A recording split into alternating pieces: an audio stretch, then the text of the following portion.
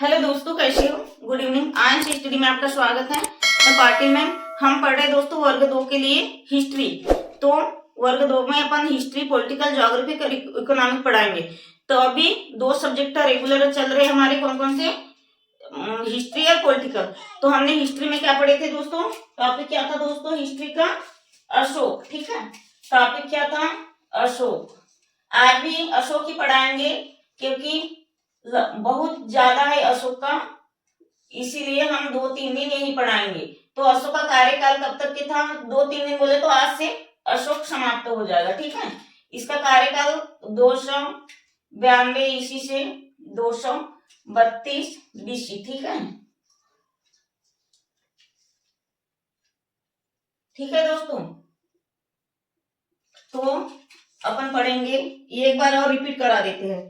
तो हमने अशोक के पापा कौन थे दोस्तों? अब आप बोलोगे बार बार यही, अपन थोड़ा रिपीट करा देते हैं। अशोक के पिता कौन थे? बिंदुसार। बिंदुसार। ठीक है, अशोक के पिता कौन थे? बिंदुसार। माता थी शुभदांगी। माता शुभदांगी। शुभदांगी। और पहली पत्नी थी दोस्तों, पत्नी थी महादेवी। ठीक है, महादेवी। और अशोक की प्रियदर्शी रानी कौन थी? अशोक की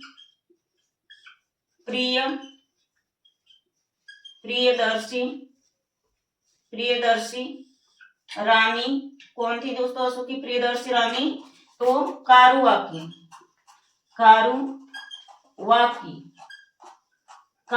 थी। ठीक है, इतना याद रखिएगा। अब आज और थोड़ा रिपीट कर देते हैं दोस्तों। 4 साल तक के अशोक क्या किया? युद्ध लड़ता रहा। किससे? अपने भाइयों से। किसके लिए? बिंदुसार की मृत्यु के बाद बिंदुसार की मृत्यु के बाद क्या किया? 4 साल तक के अपने भाइयों से सत्ता संघर्ष के लिए लड़ते रहा, लड़ाई करते रहा। तब कहीं जाके अशोक 269 बीसी में, बिफोर क्राइस्ट में अशोक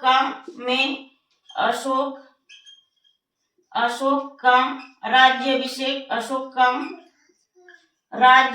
पहली बार हुआ। ठीक है, राज्याभिषेक पहली बार हुआ। ठीक है, राज्याभिषेक पहली बार हुआ। इसे प्रांतीय गवर्नर भी कहा जाता था। ठीक है,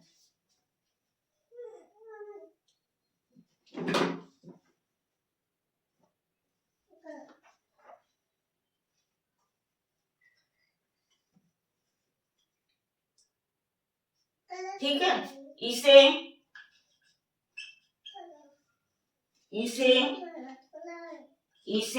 प्रांतीय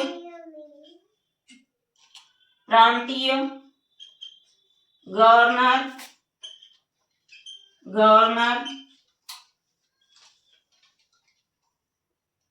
इसे प्रांतीय गवर्नर भी कहा जाता था।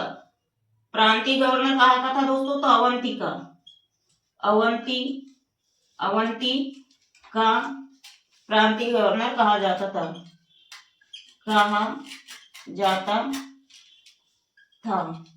इसे चंड प्रभा अशोक भी कहा जाता था। लिख लेते हैं, इसे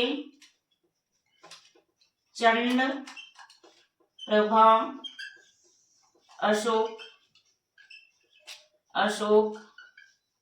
भी कहा जाता था। ठीक है, एक बार अपन चेक कर लेते हैं नीचे की लाइन दिखती है या नहीं। कहा जाता था। हाँ, तो हो गए 23 में 60 नहीं भी लोगे तो कोई बात नहीं, क्योंकि 2-3 दिन से हम यही रिपीट करा रहे हैं। आपको बार बार याद करने की जरूरत ना पड़े, इसलिए हम यही अभी रिपीट करा रहे हैं। आज के बाद इसको समाप्त कर देंगे दोस्तों। और कल पढ़ेंगे सिखों के गुरु। सिखों के पूरे 10 गुरु पढ़ेंगे अपन। ठीक है, फिर क्या होता है दोस्तों? अशोक 261 ईस्वी में कलिंग पर युद्ध करता है और 269 ईस्वी में प्रांतीय गवर्नर मतलब पहली बार राज्याभिषेक होता है। उसके बाद उड़ीसा में, उसके बाद अवंती में क्या है, अवंतिका प्रांतीय गवर्नर बनने के कारण क्या करते हैं, अवंती में इसका स्वागत हो जाता है, ठीक है। और इसे चंड प्रभा अशोक के भी नाम से जाना जाता है। तो अशोक का एक भाई बसता है कौन, जिसका नाम रहता है सुसीम। तो वो तो पहले बाद में पढ़ेंगे अपन, युद्ध बचाने के लिए भेजा था सुसीम को, अभी ये वाले चैप्टर में नहीं पढ़ेंगे अपन।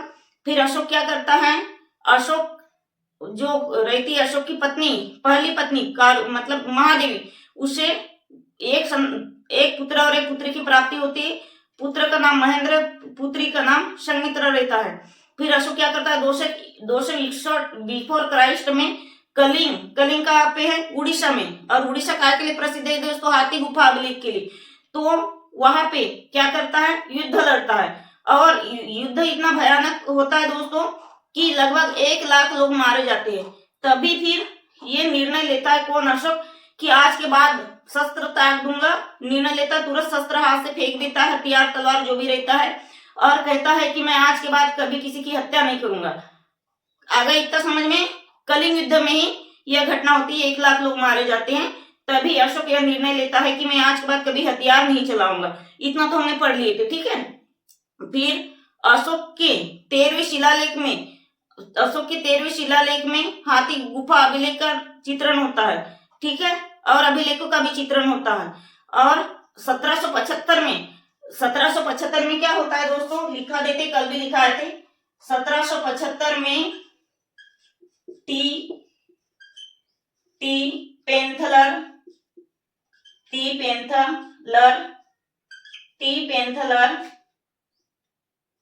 पेंथलर ने अशोक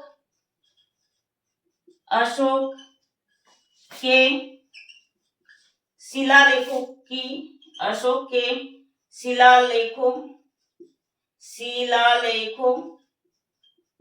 की खोज की, ठीक है, खोज की। ये भी लाइन बहुत महत्वपूर्ण है, खोज की। और फिर उसके बाद में क्या होता है, अशोक के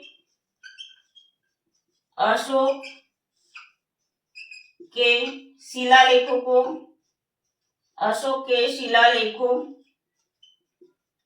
को सर्वप्रथम मतलब सबसे पहले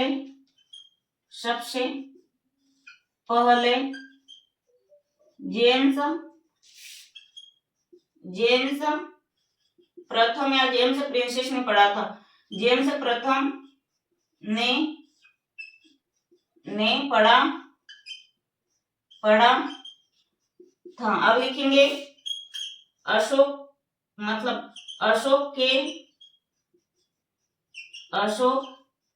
के 14 शिलालेख जो कि 8 अलग स्थानों से मिले हैं,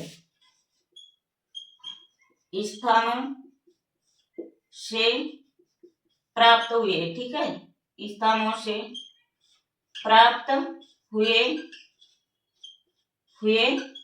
है।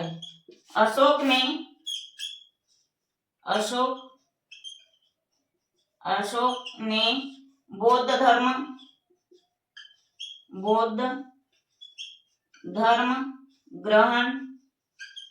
ग्रहण करने के बाद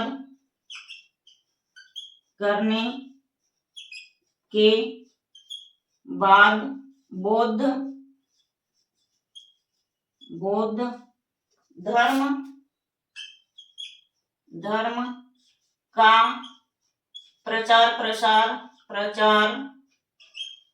प्रचार किया, ठीक है, प्रसार किया। इतना स्क्रीनशॉट लेना होगा तो ले सकते हो, या दोस्तों बढ़िया सी नोट्स बनाइए, ठीक है।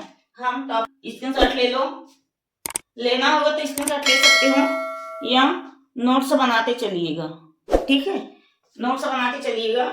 वर्ग 2 के लिए बहुत हेल्पफुल होगी दोस्तों। ये पूरे थ्योरिकल अपन यूट्यूब पे ही पढ़ाएंगे, बिल्कुल फ्री, ठीक है। आप अपने दोस्तों को शेयर कर सकते हो और चैनल को सब्सक्राइब कर दो। पहले तो जितने भी लोग मेरी क्लास देख रहे हो तो मेरी क्लास को सब्सक्राइब कर दो, ठीक है।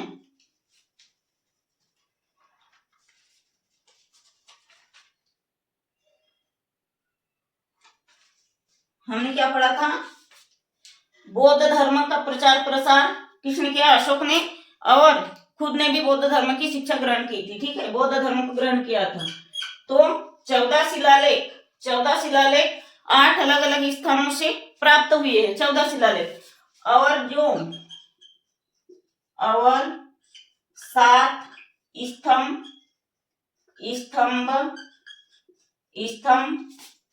लेख 6 अलग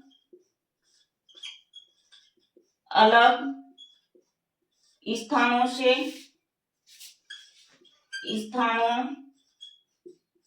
से प्राप्त हुए हैं।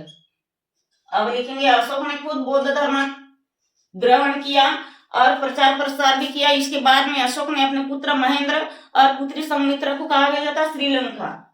अशोक ने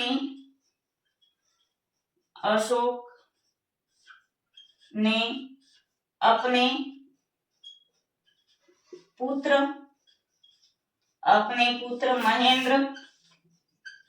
महेंद्र वो पुत्री संघमित्रा को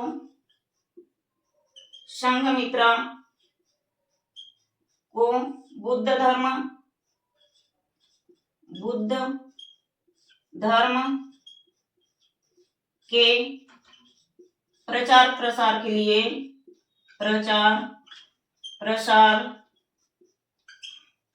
लिए कहा भेजा था, श्रीलंका के लिए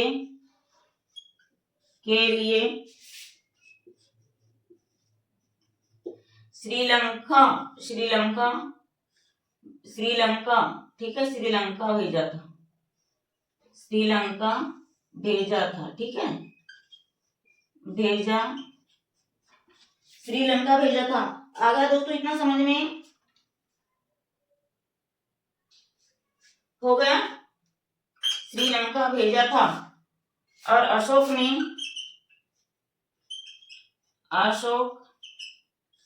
ने बौद्ध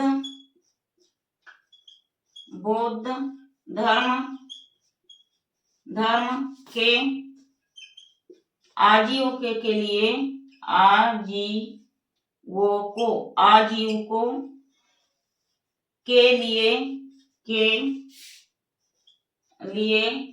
बराबरी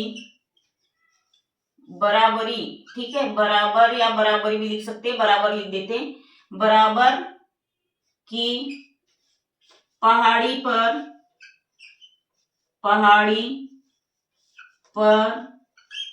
4 झोपड़ी बनवाई। ठीक है, बनवाई इधर लिख देते हैं, समझ में नहीं आएगा, बनवाई या बनवाया। ठीक है, तो थोड़ा एक्सप्लेन कर देते हैं। देखिए, तो अशोक के जो 14 शिलालेख रहते हैं, अभिलेख रहते हैं, तो 8 अलग अलग स्थानों से मिलते हैं। ठीक है, और अशोक के जो 7 स्तंभ लेख रहते हैं दोस्तों, स्तंभ लेख रहते हैं, वो 6 अलग अलग स्थानों से मिलते हैं। ठीक है, मिलते या प्राप्त होते हैं। अशोक ने अपने पुत्र महेंद्र और पुत्री संघमित्रा को कहा भेजा था बौद्ध धर्म का प्रचार के लिए दोस्तों, तो श्रीलंका भेजा था। फिर अशोक ने बौद्ध धर्म के आजीविकों के लिए बराबरी की पहाड़ी, ये बहुत पूछता है, कौन से पहाड़ी पे 4 झोपड़ी बनवाई थी, विशाल झोपड़ियां, तो बराबर की पहाड़ी पे। अब इतना स्क्रीनशॉट कर लीजिए दोस्तों, थोड़ा और है, अपन इसको मिटा के लिख देंगे। ठीक है, इतना स्क्रीनशॉट ले लीजिए, अपन हट जाते हैं। समझ में आता है या नहीं, हम पढ़ा रहे अभी वर्ग 2 की क्लास दोस्तों। कल से हमने वर्ग 2 की क्लास चालू की है, जितना है सिलेबस में उतना ही पढ़ाएंगे, अपन सिलेबस के बाहर का नहीं पढ़ा रहे। ठीक है, और ये सब वर्ग 1 में भी है हिस्ट्री में, इसलिए हमने यही वर्ग 1 में पढ़ाया है। वर्ग 1 की भी क्लास डिस्क्रिप्शन लिंक में दी हुई है, तो आप देख सकते हो पिछले वीडियो। ठीक है, तो दोस्तों वो 4 झोपड़ियां कौन कौन सी रहती है, बराबरी की पहाड़ी की 4 झोपड़ियां, बराबरी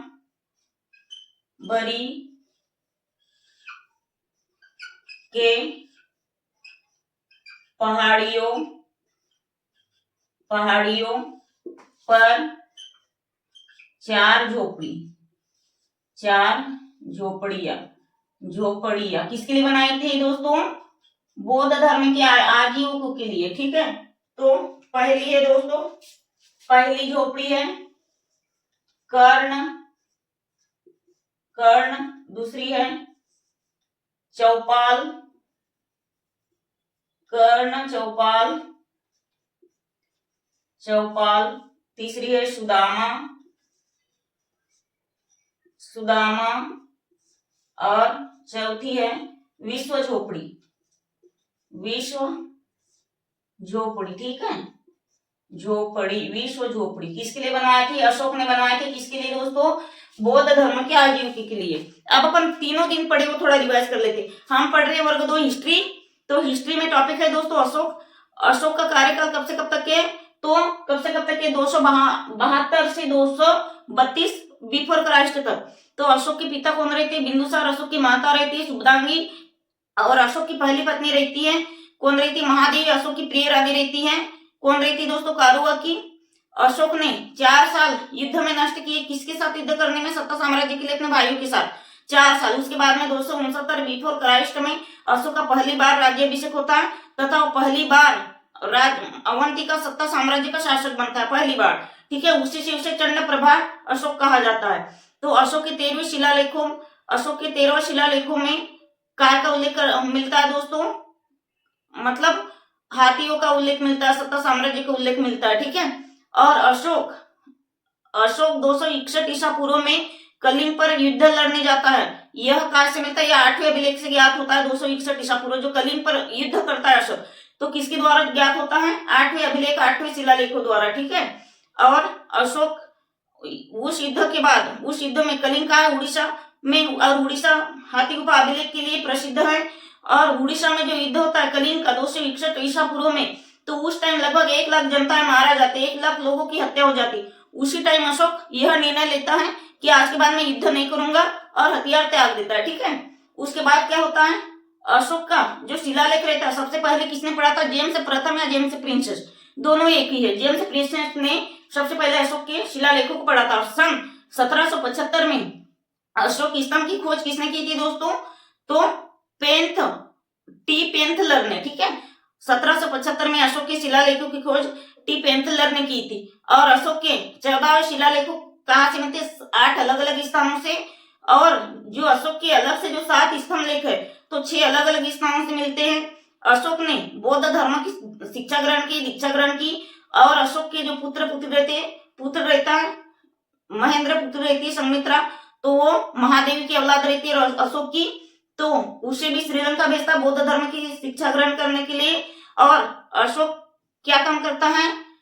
बौद्ध धर्म की जनता के लिए, आजीविकों के लिए, उनके सुख सुविधा के लिए बराबरी की पहाड़ी में 4 झोपड़ियां का निर्माण करती है। कौन कौन सी? कर्ण, चौपाल, सुदामा, विश्व झोपड़ी। हमने 3 दिन पढ़ा था, तीनों दिन का पूरा एक ही बार में रिवाइज मार दिया। अब इसके बाद आपको बार बार पढ़ने की कोई जरूरत नहीं दोस्तों, हम इतना अच्छा से एक्सप्लेन करा रहे हैं पूरे टॉपिक को कि आपको दोबारा रिवाइज करने की जरूरत नहीं। आप बस मेरी क्लास को ध्यान से सुनिएगा, ध्यान से लिखिएगा, नोट्स तैयार करिएगा।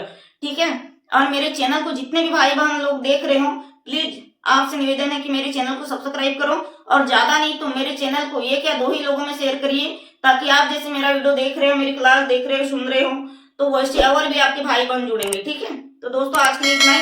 जय हिंद, धन्यवाद।